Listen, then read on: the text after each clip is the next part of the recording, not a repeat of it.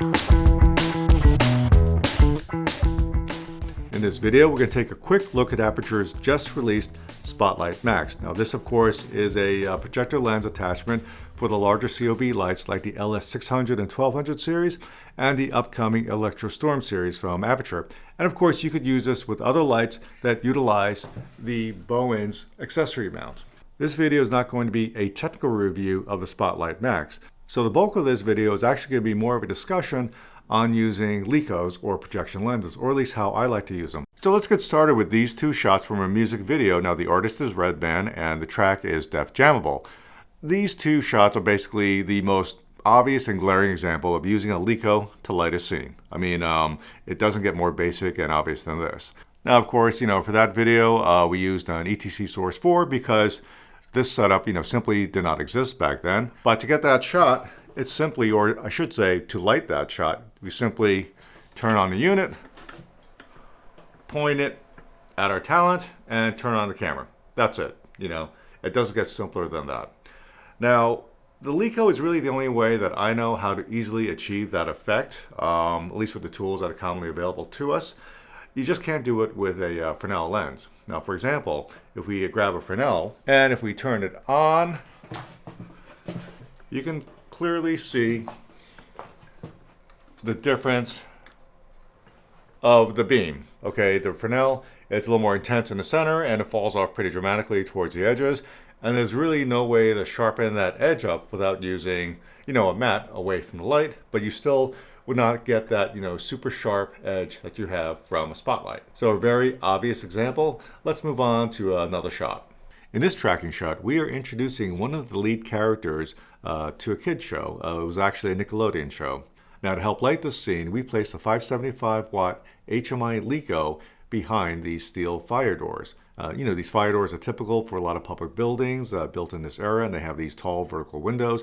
So behind the doors, we placed the HMI Leko, just shooting down a hallway, giving a nice back edge to our character, and also causing this glare on these steel lockers and generally just pinging the hallway here and there to give a very mundane location, a little bit more zip. Here's another shot from the Nickelodeon show, and this actor actually plays a robot.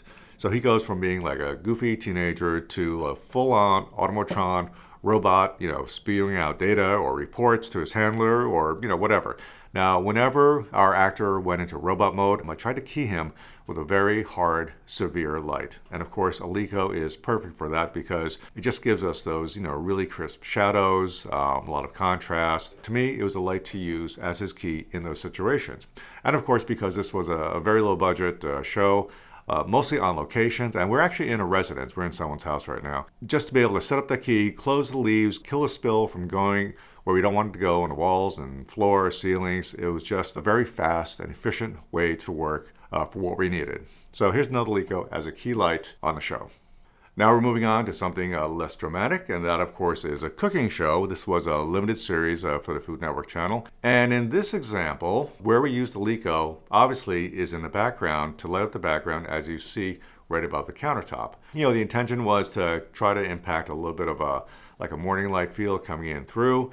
And the Leko is a fixture to use because, now I know it's hard to see or you can't see, we were very limited on space. So if we had to try to set up a Fresnel with a lot of flags and control, we were just fighting for every couple of inches, just pushing, jamming things up against the wall because we just didn't have the room.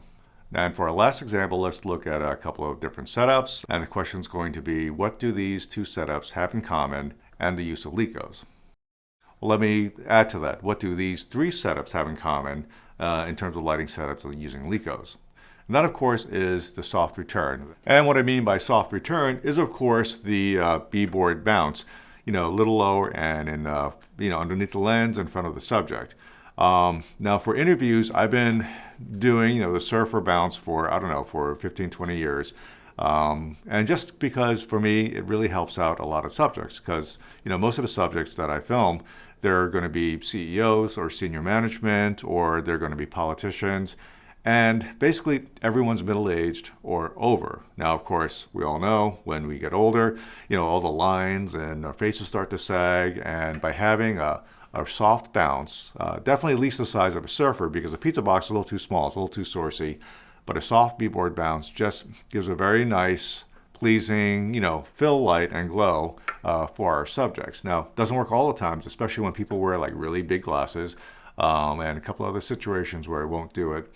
But in general, it's a complementary light. Now, the Leko is right up there. Of course, it's in frame for this shot, but in general, with a Leko, you could just stick it up out of the way, so it's not in frame. And of course, we're always using multiple cameras for these interviews. It's just easy to just get out of the way and not be an issue. And that's one reason why I've been carrying Lekos for, I don't know, again, for all these years when I'm supplying G&E, because it just solves problems very quickly and easily for us. Well, that wraps up our quick look at Aputure's just released Spotlight Max, with a few examples how I've used Lekos in the past, and also why I like having Lekos available to me on virtually every production. Thanks for watching, and we'll see you on the next one.